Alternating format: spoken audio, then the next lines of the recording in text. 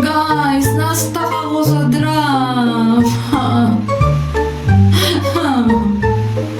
Lahat ng tinatawagan ko hindi sumasagot. Paano ko aalis dito? Therapy pa mo.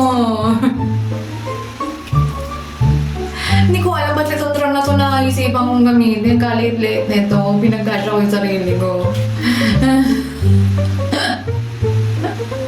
Nakakatawa.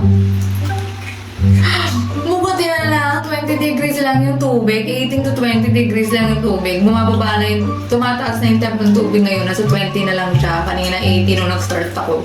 So, tolerable naman. But I'm nakababad for more than an hour na. Hindi ako makaalis sa drum. Nalibot ko na yung buong CR. Nahatak ko na lahat ng dapat mahatak ko. Tinawagan ko lahat ng dapat kong tawagan. Biniisip ko kung tatawag na ba ako ng barangay o 911.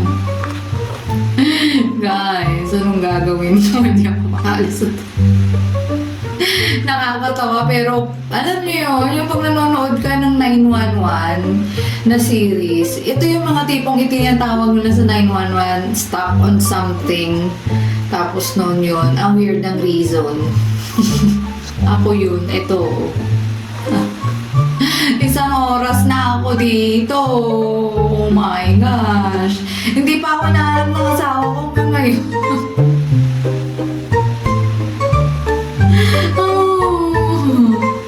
Sige na guys, iisip muna ako ng paraan kung paano makakalis dito on my own.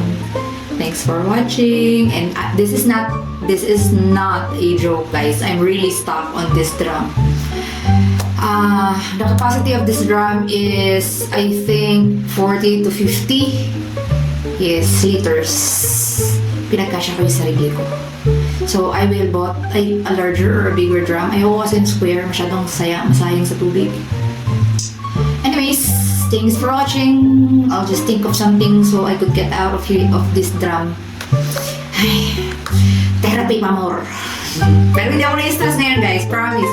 Hindi ako na-stress and I am happy that I'm having this experience. So, it's so exciting. Bye!